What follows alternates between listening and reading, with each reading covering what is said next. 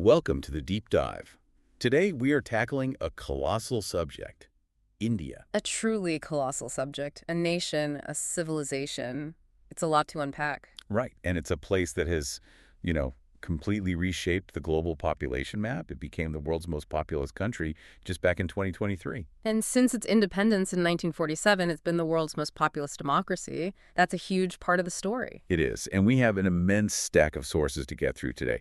We're looking at millennia of history, this tectonic scale geography, and the incredible complexity of its modern politics and culture. It's a continuous history stretching back 5 millennia. Almost impossible to grasp. So our mission today is to give you that intellectual shortcut. We're going to synthesize the most critical nuggets from all these sources so you can get a quick, thorough understanding of India's defining characteristics. And its profound dualities. I think that's a key theme we'll keep coming back to. Absolutely. So where do we start? I think we have to start with identity, with names. Because in India, names tell a story. There are 3 powerful names for this nation: India, Bharat, and Hindustan. Okay, let's unpack the one we all know first, India. I think a lot of people, myself included, always assumed this was purely a colonial name. Man, that's a common misconception, but the roots go much, much deeper. Deeper than the British Empire. Oh, way deeper. The immediate root is classical Latin India. That was the term Europeans used for this vast, kind of mysterious region from South Asia toward China. Okay. But if you trace that back, the ultimate source is the Sanskrit word Sindhu. Sindhu just means river, right? Exactly. Specifically the Indus River, the cradle of that first great urban civilization. The ancient Greeks heard this and called the people of the region the Indoi. So the people of the Indus. Literally. So the global name for the country is really just a linguistic echo of its most ancient geographical anchor. That's fascinating. Then we have Bharat. This is the name used in the Constitution of India, so it has a very different, more internal resonance. It does. Bharat comes from the historical term Haratavarsha. It really gained political and cultural traction as a native name in the mid-19th century during the nationalist movements. And did Bharatavarsha always refer to the whole country? Originally, it just applied to North India, but today it's used as this powerful, unifying name for the entire nation, one that's rooted in indigenous epics and stories. And finally, Hindustan. This one feels very imperial, maybe Mughal. You're spot on. Hindustan is a Middle Persian name. It became really popular around the 13th century after Muslim armies established rule in the north. And what does it mean? It literally translates to land of Hindus. But its meaning shifted over time. Sometimes it meant just the northern subcontinent, other times the whole country. It really marks that period of medieval Islamic rule and cultural synthesis. So you have 3 names, and they're basically 3 different historical timelines in a word. Exactly. They aren't just labels, they're windows into how the world and India itself saw this land over thousands of years. Those timelines are a perfect transition into the deep history. We're not just talking recorded history here. We're talking about human history on a massive scale. How far back are we going for Homo sapiens? The timeline is just immense. Modern humans arrived from Africa remarkably early. The estimates put the window between about 80,000 and 50,000 years ago. 80,000. With really strong evidence suggesting they were settled by at least 55,000 years ago. Probably came along the coasts of southern Asia. 55 millennia. It's almost impossible to wrap your head around that amount of time for a population to evolve and diverge. And that's the key. That long, long duration, spent mostly in isolation as hunter-gatherers, that's the foundational reason the region became, and still is, so incredibly diverse, genetically, culturally, linguistically. And we have physical evidence for this. We do. The earliest known modern human fossils found in South Asia date to about 30,000 years ago. It's a truly unbroken chain of human presence. And that hunter-gatherer existence eventually gives way to settled life. This takes us to the famous Indus Valley Civilization. Right.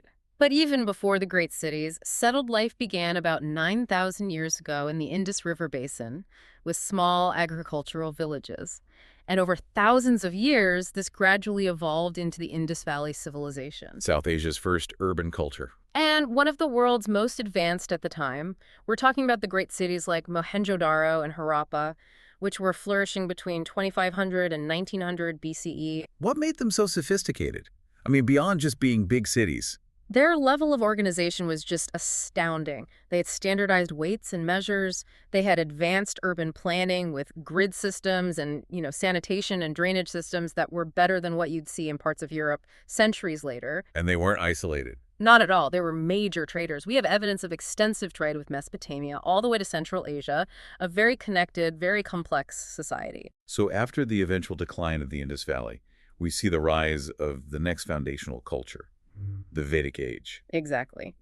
By about 1200 BCE, you see an archaic form of Sanskrit, which is an Indo-European language, start to diffuse into the region from the northwest. And this linguistic shift is so important because Because the hymns of the Vedas were composed during this time. These are the oldest scriptures of Hinduism, and they record the very early philosophical and religious structures of the faith. and with that philosophy comes the social structure that has, in many ways, defined India ever since, the caste system. It did. By around 400 BCE, the caste system, or Varna, had really formalized within Hinduism. It established this very rigid hereditary hierarchy. Can you break that down for us? It divided society into a strict stratification. You had the priests, or Brahmin, at the top, then warriors and administrators, the Kshatriya. Below them, free peasants and merchants, the Vaishya, and then the service class, the Shudra. And it was designed to exclude certain groups.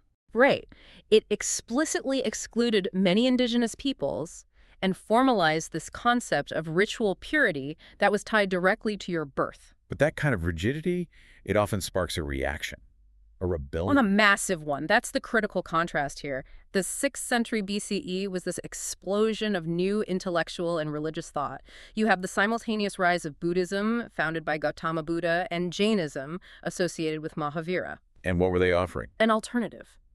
A social order that was completely unlinked to heredity or ritual sacrifice.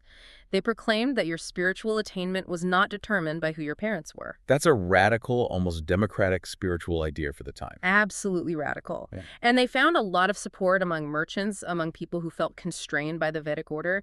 They established these long-lasting monastic traditions that challenged the idea that birthright was everything. And all this intellectual ferment is happening just as we start to see real political consolidation. Exactly. Which brings us to the first great empires, the Maurya and the Gupta. Let's start with the Maurya. The Maurya Empire created the largest political entity the subcontinent had ever seen. The reign of Ashoka is just monumental. He expanded the empire through conquest, but then famously renounced militarism and embraced the Buddhist concept of Dhamma, or moral conduct. He set a kind of template for moral governance. He did. Even if the empire itself was a bit loose-knit, that idea of a moral ruler persisted in memory for centuries. And after the Maurya, we get the Gupta era, often called India's Golden Age. Right. From the 4th to 6th centuries CD, the Guptas perfected this system of decentralized administration in the Ganges Plain. It became a blueprint for later kingdoms. Hinduism also reasserted itself during this period. But there's that duality again. This era of incredible creativity also had a darker side. It did. Yeah. This is when we see the formal decline in the status of women, and the organization of untouchability becomes deeply, deeply ingrained in social practice. A golden age for some, but not for all. And while all this is happening in the north, we can't forget the south. It had a completely different trajectory. A very different and equally important one. The Deep South was ruled by powerful kingdoms like the Cheras, the Cholas, and the Pandyas. The sources make it clear they were major trading powers, with links to the Roman Empire. And they were cultural exporters. Hugely important cultural exporters. They spread Dravidian language scripts, Hindu temple architecture, and religious ideas all throughout Southeast Asia. They laid the cultural foundations for kingdoms in places we now know as Indonesia and Cambodia. Which brings us to the medieval crossroads, when India becomes this port of entry for global faiths. That's a perfect way to put it. In the first millennium CE, long before any major armies arrived, Islam, Christianity, Judaism, and Zoroastrianism all became established on India's coasts. Purely through trade. India was already a cosmopolitan meeting place of ideas and faiths. But the major political power shift came later, with the armies from Central Asia. Yes, in the early second millennium, Muslim armies overran the northern plains, and that led to the establishment of the Delhi Sultanate in 1206. This was a profound geopolitical event. In what way? It integrated northern India into the vast cosmopolitan networks of the medieval Islamic world. Suddenly, Delhi was connected by trade, scholarship, and administration to places like Baghdad, Cairo, and Samarkand. Was this seen as purely a disruptive conquest? It was a complex mix. It was definitely disruptive for the old Indian elites. But the Sultanate was also pragmatic. For the most part, they allowed the massive non-Muslim population to follow their own customs. And they played another crucial role historically. An invaluable one. They successfully repulsed the devastating Mongol raids in the 13th century. They basically spared the subcontinent the fate that befell West and Central Asia. And that stability allowed for new cultural forms to emerge. Precisely. You had soldiers, scholars, mystics, artists, all fleeing the Mongol devastation and migrating into India. This created this rich, syncretic Indo-Islamic culture in the north. And what was happening in the south at this time? In the south, the indigenous Vijayanagara Empire consolidated power. It created this long-lasting composite Hindu culture that maintained a very distinct southern identity. The sources also mention the emergence of another major religion around this time. Yes, Sikhism. It emerged in the Punjab region as a powerful new faith, one that rejected the institutionalized ritualism of the prevailing religions and advocated for a more direct spiritual connection, another foundational layer to India's incredible spiritual mosaic. Which brings us to the political zenith of this whole period. The Mughal Empire. The Mughals, again from Central Asia, arrived in the early 16th century. Initially, their dominance was military. They were masters of cavalry and gunpowder, but their lasting success was institutional. How so? Unlike a lot of conquerors, they didn't try to just stamp out local societies. They perfected this system of systematic, centralized, and surprisingly uniform rule over this incredibly diverse land. How do they manage to hold it all together? They balanced local power structures, they used new administrative practices, and brought in diverse ruling elites, including many non-Muslims demanding loyalty to the emperor, and the stability that they created, it fueled an economic revolution. And that revolution was built on silver. This is one of the most critical insights from the sources. The Mughal government mandated that most land taxes, the main source of revenue, had to be paid in regulated silver currency. What was the effect of that? It was transformative. It forced millions of peasants and artisans who had previously worked in local barter systems directly into a huge regulated market economy. It fueled 2 centuries of immense economic expansion, long-distance trade, and created the wealth for the stunning architectural legacy they left behind. The power of a single currency. It's incredible. Okay, before we move to the colonial era, let's talk about the physical foundations. Yeah. The sheer geological force that built this subcontinent. You have to understand, India sits on its own planet-sized engine, the Indian tectonic plate. About 70 million years ago, it broke off from the supercontinent Gondwana and started this rapid, massive drift to the northeast. And this drift ended in a monumental collision. The defining physical event in India's story.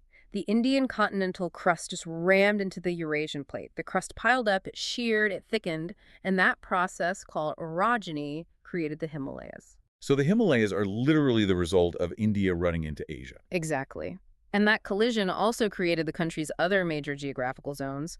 South of the Himalayas, the plate movement created this vast, deep trough. And that trough became what?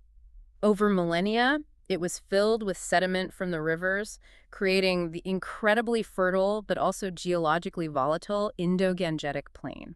And how is that different from the south, peninsular India? Peninsular India, the Deccan Plateau, is the oldest, most geologically stable part of the country. We're talking rocks over 1 billion years old. It's the subcontinent's ancient, unmoving anchor. And all that water from the Himalayas has to go somewhere. It does. It feeds the major rivers, the Ganges and the Brahmaputra, which drain into the Bay of Bengal. But you have to look at a river like the Kosi, a tributary of the Ganges, to understand the plain's volatility. Why the Kosi specifically? Because of all the silt deposition, it has an extremely low gradient. It can't cut a stable channel, so it deposits more silt, raises its own bed, and then bursts its banks and shifts its course dramatically. Causing devastating floods. Exactly. They call it the sorrow of Bihar for a reason. It's a constant destructive pattern. And these huge geographical features, the mountains, the desert, they control the climate. They create the monsoon. It's a beautiful, powerful mechanism. The Himalayas act like a giant wall, blocking the cold Central Asian winds and keeping the subcontinent much warmer than it should be. At the same time, the Thar Desert in the west heats up and attracts the moisture-laden southwest summer monsoon winds. And that monsoon is everything. It is the lifeblood of the country. It provides most of the annual rainfall between June and October. Its timing, its intensity, The entire economy depends on it. But that reliable system is now under serious threat from climate change. The data is pretty stark. India's average temperature has gone up by 0.7 degrees Celsius since 1901. The most immediate and frankly terrifying consequence is the retreat of the Himalayan glaciers. The source of the major rivers. The source of the rivers. Their loss will have a massive adverse impact on long-term river flow.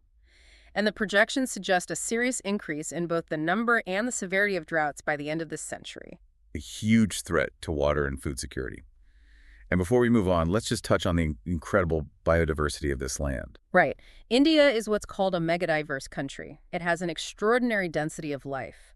Nearly 9% of all mammals and almost 14% of all bird species on the planet. And a lot of this life is unique to India. It is. It's a land of endemism. A full third of all Indian plant species are found nowhere else on Earth. And it has 4 of the world's 34 biodiversity hotspots, Which are areas of high diversity, but also significant habitat loss. making the conservation challenges really acute. You have 172 IUCN-designated threatened animal species. We all know about the Bengal tiger, whose numbers have recovered a bit to around 3,000. But others, like the Ganges River dolphin, are still critically threatened. And there's that one tragic story that really highlights the unintended consequences of human action. The vultures. That story is a textbook case of an ecological catastrophe. The Indian white-rumped vulture is now critically endangered. It was nearly wiped out because it was eating the carrion of cattle that had been treated with an anti-inflammatory drug, Biclofenac. Clofenac. Harmless to cattle, but lethally toxic to the vultures. It caused kidney failure and a massive, massive population collapse. A stark reminder of how fragile these ecosystems are. Okay, so that brings us to the modern era. The Mughal Empire, built on that silver currency and administrative genius, eventually fractured. And that fragmentation opened the door for colonial transformation. It did. Multiple European powers had trading posts, but it was the English East India Company that really leveraged the local divisions. After the Battle of Plassey in 1757, they secured control of the wealthy Bengal region, and by the 1820s, they were the sovereign power. And the most immediate impact of their rule was a total economic reversal for India.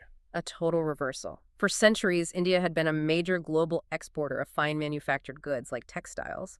Under the company, it was transformed into a colonial economy designed to do one thing. Supply raw materials to Britain. Exactly. Supply Britain with raw materials, cotton, jute, spices, and serve as a captive market for British manufactured goods. Yeah. It systematically dismantled local industry. And the company's rule was ended by a massive, violent explosion of resentment in 1857. The Indian Rebellion, a pivotal moment.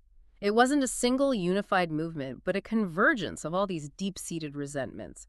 Harsh land taxes, invasive British social reforms, the annexation of princely states. It all boiled over. And what was the immediate result of the rebellion? It shook the British so badly that the Crown dissolved the East India Company and took direct administrative control in 1858. This is the start of the British Raj. And they brought in technology like railways and the telegraph. They did, but primarily for their own administrative and military purposes, to connect and control the vast territory more effectively. But direct rule didn't exactly quell the unrest, did it? Quite the opposite. It created this tension that ultimately galvanized the nationalist movement. The Indian National Congress was founded in 1885, the first major nationalist movement in the non-European parts of the British Empire. And the key figure in that movement became, of course, Mahatma Gandhi. Gandhi completely redefined the movement after 1920. His genius was mobilizing the masses through nonviolent resistance, or satyagraha. He turned it from a small, urban elite movement into a mass movement. And that, ultimately, was what forced the British to leave. But that moment of independence in 1947 was tied directly to the tragedy of partition. An immense tragedy. The British Indian Empire was divided along religious lines into Hindu-majority India and Muslim-majority Pakistan. This led to unprecedented sectarian violence and the largest forced migration in human history. Maybe 1 million people lost their lives. So stepping out of that incredible trauma, India had to build a government from scratch. How did they even begin? The Constituent Assembly, led by figures like B.R. Ambedkar, was remarkably efficient. They adopted the Constitution in 1950, establishing India as a secular, democratic, federal parliamentary republic. And they didn't start from a blank page. No, they were pragmatic. They used the Government of India Act of 1935 as a core template, but they drew influences from all over the world. Like where? The section on fundamental rights, freedom of speech, equality before the law, was heavily influenced by the U.S. Constitution. But the directives on socioeconomic goals that the state should aim for, that was drawn from the Constitution of Ireland. And they made a direct assault on the caste system. A direct one. Article 17 formally abolished untouchability, a huge step in trying to dismantle that social scaffolding. So let's clarify the power structure. Who actually runs the government? The Prime Minister is the effective head of government. They have to command a majority in the Lok Sabha, the lower house of parliament, which is directly elected every 5 years. The president is the head of state, but it's a largely ceremonial role. And the judiciary? It's a 3-tier independent system. You have the Supreme Court at the top, then 25 high courts, and then the huge network of trial courts. And the Supreme Court has the crucial power of judicial review. Meaning it can strike down laws. Exactly. It can strike down any law or government action it deems unconstitutional, a vital check on power. For the first few decades after independence, the political landscape was just dominated by one party. The Indian National Congress. Under Jawaharlal Nehru and later his daughter Indira Gandhi, they had an iron grip on power from 1950 all the way to the late 1980s. That era was defined by Nehruvian socialism and protectionist economic policies. But that dominance eventually broke apart. It did. The late 80s marked the end of the Congress majority, and India entered this really complex era of multi-party coalition governments.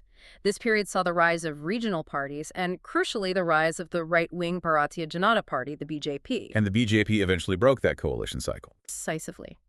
Under Narendra Modi, the BJP won absolute majorities in 2014 and 2019, something no single party had done since 1984. It was a profound political shift towards strong, centralized power and a focus on Hindu nationalist identity. Though the most recent election in 2024 changed that dynamic again. It did. In 2024, the BJP was reduced to forming a coalition government, with Modi serving a 3rd term.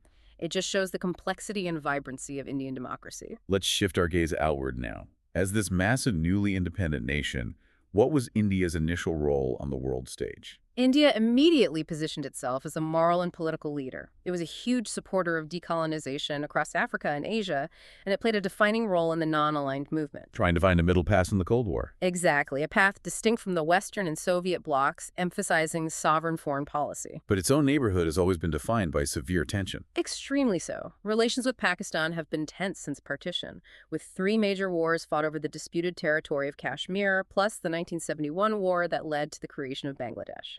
And the relationship with China has been just as fraught. The 1962 Sino-Indian War was a shocking military defeat for India, a real national humiliation. It forced a complete overhaul of its defense policy. But the sources note an important counterpoint to that. They do. Just 5 years later, in a 1967 border skirmish, India achieved a decisive military victory over China, showing just how quickly its military had matured. But the border disputes remain a major point of tension today. And it was China's nuclear test that spurred India's own nuclear program. Absolutely. China's test in 1964 was the catalyst. India conducted what it called a peaceful nuclear explosion in 1974, and then more tests in 1998, officially declaring itself a nuclear weapons state.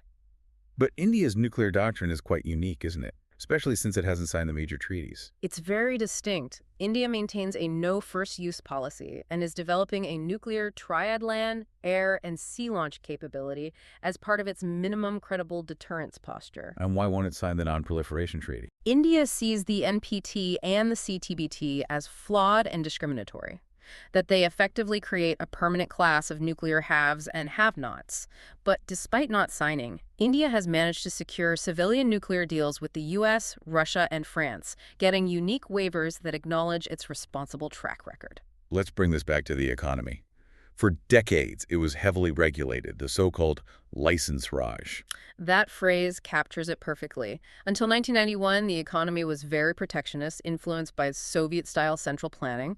Growth was slow, the economy was walled off, and it was just incredibly difficult for anyone to start a business. And what forced the huge pivot in 1991? An acute balance of payments crisis. The country was basically on the verge of default.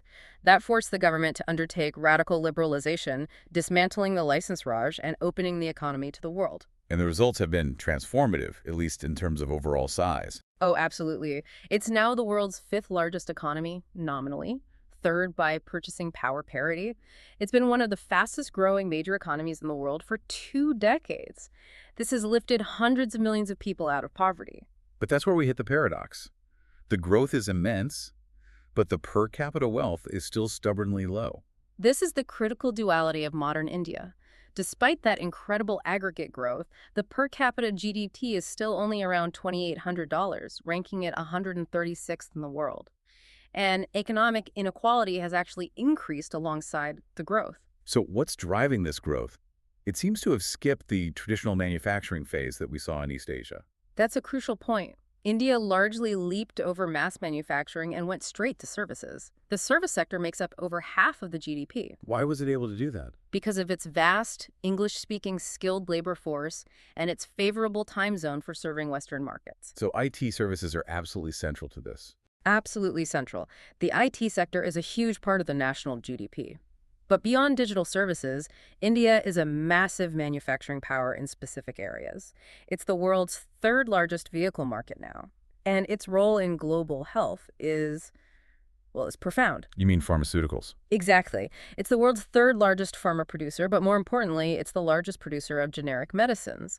It supplies something like 50 to 60% of the entire global demand for vaccines. And we can't forget the diaspora. They're an economic powerhouse. India received $100 billion in remittances in 2022, the highest in the world. That money is a vital stabilizing force for the economy. And finally, energy. This is where the tension between development and the environment is most acute. Palpable. India's electrical capacity is huge and renewable capacity is growing. But its massive reliance on coal is still the primary source of its greenhouse gas emissions, about 7% of the global total. The per-person rate is low, but the absolute scale is just immense. Which brings us directly to demographics and public health. With a population now over 1.4 billion, how has the nation done on basic social markers? There's been significant progress, no doubt.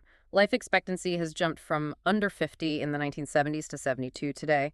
Literacy has gone from about 16% at independence to over 74%.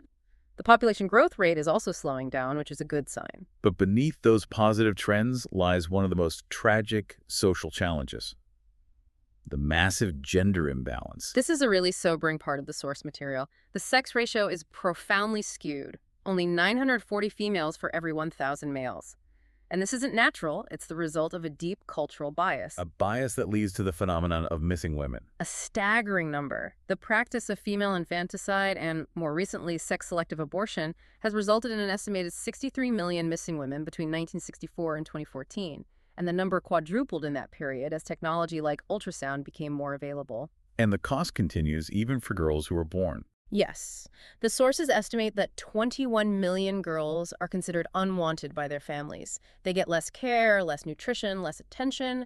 It just shows that despite all the economic progress, these deeply entrenched patriarchal norms are incredibly persistent. And the sheer scale of the population seems to be overwhelming the country's ability to manage public health and environmental crises. The burden of disease is immense. India has 26% of the world's tuberculosis cases, but the most immediate pervasive crisis is air pollution. The statistics on air quality are just shocking. They are. The sources confirm that the 10 most polluted cities in the world are all in India. Air pollution was estimated to have killed over 1.2 million Indians in 2017 alone. It's a public health emergency born directly from rapid carbon-intensive development. Let's pivot now to the incredibly rich and often confounding cultural identity, starting with the sheer number of languages. It's a living linguistic museum. There are 424 living indigenous languages. The vast majority belong to the Indo-Aryan family, like Hindi, but then you have the Dravidian family in the south, which is completely distinct. So establishing an official language after independence must have been a political minefield. A complete tightrope walk. The government declared Hindi as the official language, but delegates from the non-Hindi-speaking South vehemently resisted. Which is why English is still so prominent. Exactly. English was kept as an associate official language, initially as a temporary fix. But after widespread violent riots in the 1960s, the government made it clear that English would remain the de facto formal language of India. It was a practical necessity for national unity. And they also recognize a whole host of regional languages. Right. The Eighth Schedule recognizes 22 languages that the government is obligated to promote, including major regional ones, but also languages like Sanskrit and Urdu, which are valued for their immense cultural heritage. Now on to religion. India is a secular state, but it's also the birthplace of four major world religions. Hinduism, Buddhism, Jainism, and Sikhism all originated there. The population is about 80% Hindu, but critically, it's also 14% Muslim. That gives India the third largest Muslim population in the world. And within that religious landscape, we have to address the persistent institution of caste. Caste is unique to India and rooted in Hindu tradition. It's a social system defined by endogamy marrying within your specific subcaste or jati and hereditary occupation. And even though untouchability was formally abolished in 1950, what's the reality today? The law is clear, but the social reality is far more complex. Caste-based inequality, discrimination, segregation, and even horrific violence still persist, especially in rural areas and in social spheres like marriage and housing. And how is the traditional family structured? The traditional norm is the multi-generational patrilineal joint family, though nuclear families are becoming more common in cities, and marriages are still overwhelmingly arranged by families. And that leads to a divorce rate that is just shockingly low. It is. Less than 1 in 1,000 marriages ends in divorce, which reflects how marriage is seen as a contract between families, not just individuals. But the dark side is that child marriage is still tragically common in some rural areas. Let's shift now to India's incredible contributions to global thought, focusing on the history of mathematics. It's just astounding. It's foundational to the modern world. We're talking about a tradition that goes back to the first millennium BCE. The Sulba Sutras, for example, contain the earliest known verbal expression of the Pythagorean theorem. But the truly game-changing contributions were the decimal system and the concept of zero. This cannot be overstated. Indian mathematicians like Aryabhata and Brahmagupta made 3 epochal breakthroughs. First, the modern decimal number system. Second, the concept of zero as a number, not just a placeholder. And third, the rules for operating with negative numbers. And this knowledge transformed global arithmetic. It did. It was transmitted through the Middle East to Europe and replaced the cumbersome Roman numeral system. And you also have to mention the Kerala school in the 15th century, who developed concepts that predated the invention of calculus in Europe by 2 centuries. Incredible. And that same kind of philosophical depth is visible in the art. It is. The Indian sculpting style is unique. It's not about anatomical precision. It's about expressing prana, the essential life force, through these smooth, flowing forms. And the most iconic example of that is? Probably the Chola bronze sculptures from the south, especially the image of Shiva as Nataraja, the Lord of Dance. It just captures this incredible cosmic energy. And you see the same roots in music and dance. Absolutely. You have the 2 main classical music traditions, Hindustani in the north and Carnatic in the south. Both are based on the complex systems of raga for melody and tala for rhythm. And dance is central, not just in temples, but in modern culture too. It's fundamental to Indian cinema, to Bollywood. Those film dances are this incredible blend of classical moves, regional folk styles, and modern popular influences. Okay, let's wrap up our cultural tour with the things that define daily life: cuisine and clothing. The foundation of Indian cuisine is simple. A cooked cereal, like rice, or a flatbread like chapati, paired with savory dishes. What makes it unique is the complex spicing and the incredibly high rate of vegetarianism, 20 to nearly 40%. which has led to some of the most sophisticated vegetarian cuisines in the world. And how did the Mughals influence the food? They imported cooking techniques from Central and West Asia. Dishes like biryani, the technique of slow cooking, that's all part of the Mughal legacy. And the global popularity of something like tandoori chicken. That's a fascinating modern story. It really comes from the entrepreneurial activity of people who were displaced by the 1947 partition and who popularized the tandoor oven in cities like Delhi, and from there, the world. And finally, clothing. A mix of the traditional and the modern. Historically, it was draped clothing. The sari for women, the dhoti for men. Stitched clothes like the shalwar kameez became widespread after Muslim rule. Today, in the cities, you see a mix of everything, with Western clothing being very common, but traditional attire is still central to formal and family life. What an incredible synthesis. We've gone from the Indus Valley through the genius of the Mughals, the trauma of colonization, and the economic pivot of 1991. It's a land of just Massive geological power, immense population, and profound cultural depth. I think the overwhelming takeaway from all the sources is the intensity of the dualities in contemporary India. It's a technological powerhouse, a leader in IT and generic medicine, but it struggles with these foundational public health crises like air pollution and persistent social inequality, from gender imbalance to caste discrimination. It's that tension between ancient traditions and this rapid, headlong rush into 21st century modernity. That's the defining tension. And that pace of progress, juxtaposed against those deep-seated challenges, brings us to our final provocative thought for you, the learner. India maintains an official no first-use nuclear policy and a minimum credible deterrence doctrine, signaling its absolute commitment to great power status. Simultaneously, its reliance on coal and its struggle with air pollution create a public health crisis that costs over 1 million lives a year.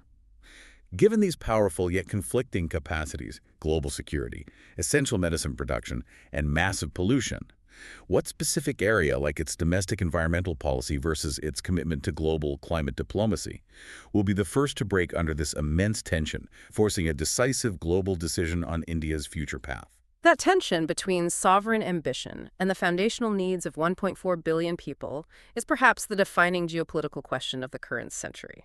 Thank you for sharing your sources with us. We hope this deep dive has provided you with a truly thorough and compelling view of this colossal and complex nation. We invite you to continue your exploration.